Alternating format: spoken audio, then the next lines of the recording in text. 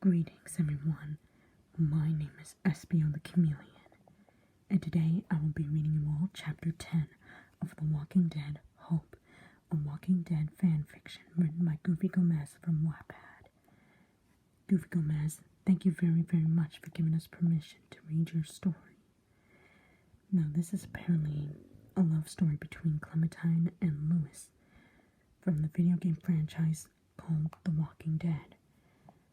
Now, I might have seen it once or twice, and I'm considering of introducing this to the Chaotix. But I don't know. But since everyone else liked it, I decided to give Chapter 10 a read. So, without wasting any more time, let's get reading. Watch out for that one, little man. AJ heeded Violet's advice. Unsheathing his knife and plunging it into the side of the walker's skull. It fell to the ground with a thud, lying lifeless before the boy. He looked down at it with a frown, kicking its head for good measure, and cleaning the blade of the knife on his jeans. They kept their pace, resorting to the silent walk from then on. They'd been walking through the forest for over a day, stopping barely 2 hours for a nap in the middle of the night. Violet didn't want to waste any time.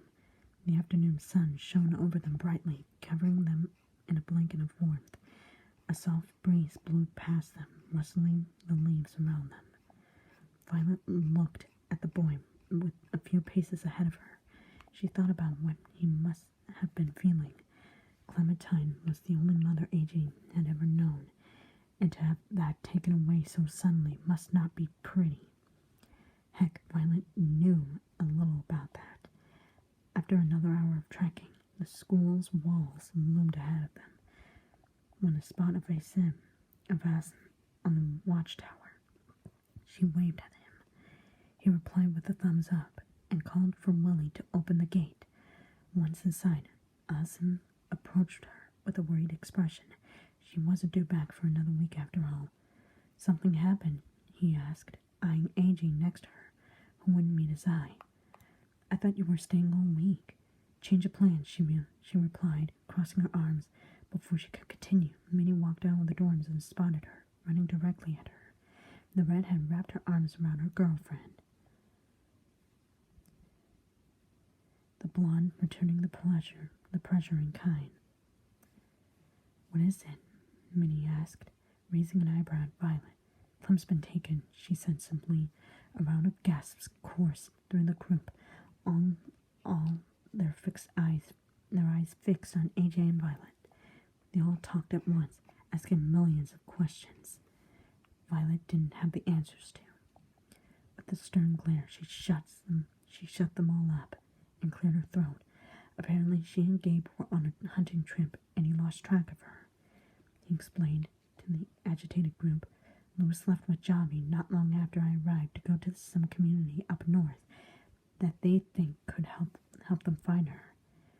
They don't even know who took them, exclaimed Ruby, covering her mouth. They have an idea, corrected Violet, but no, they don't know for sure. I brought AJ here because Louis didn't want Gabe taking care of him.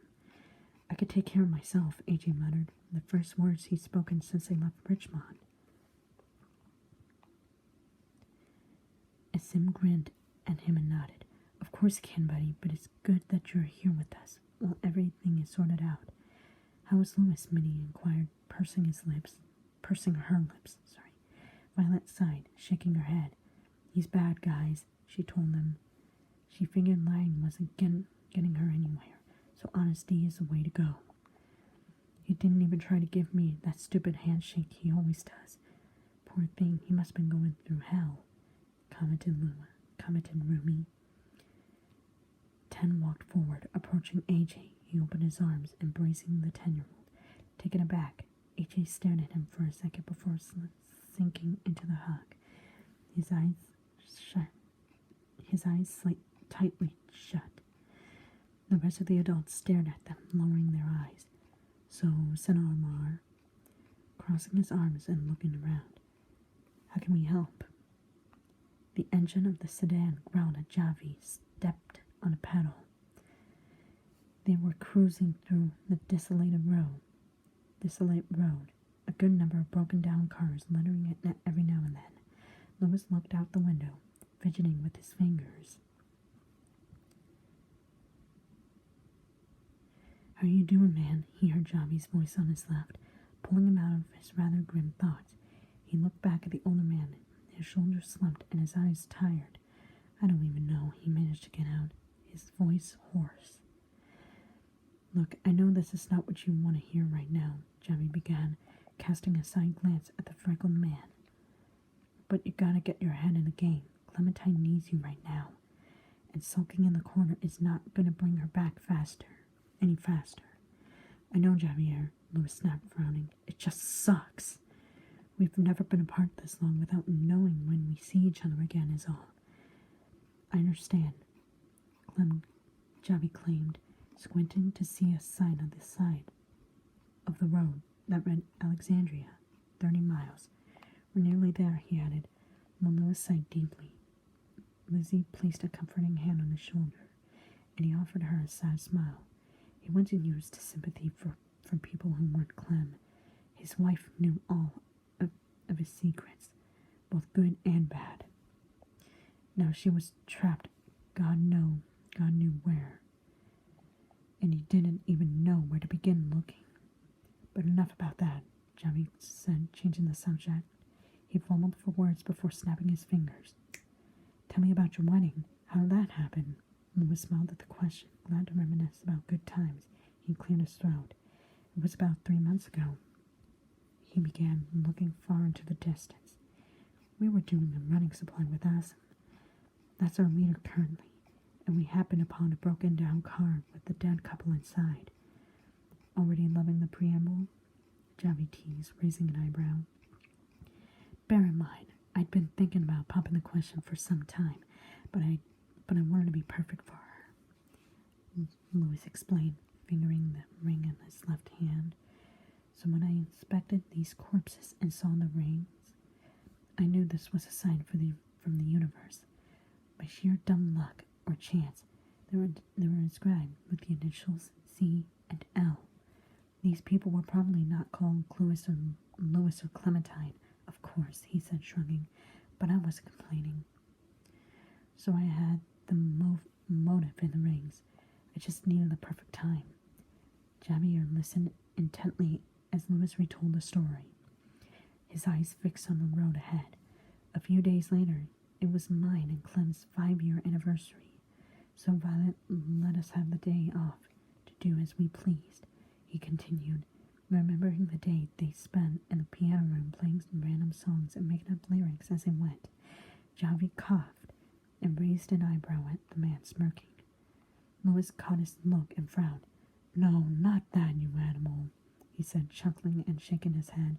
"We played piano all day, and then at night I took her to the roof so we could stargaze." "That's very romantic," commented Lizzie from behind him. "Thank you, Lizzie," he said, smiling a real smile from the first time in days. "So after a while, I got on one knee and fumbled through my proposal speech. I was so nervous she'd say no," he added, chuckling.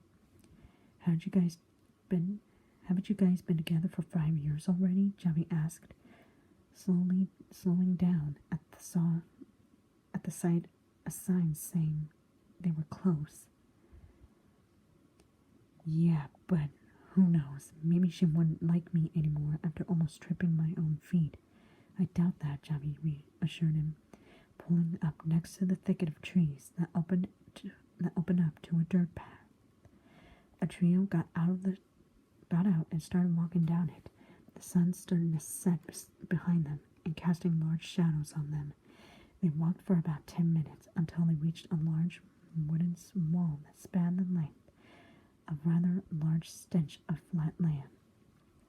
Sentries stood about 50 feet apart on the wall, most of them currently unmanned. They approached the gate slowly, raising their arms when 2 guards with assault rifles trained their weapons at them.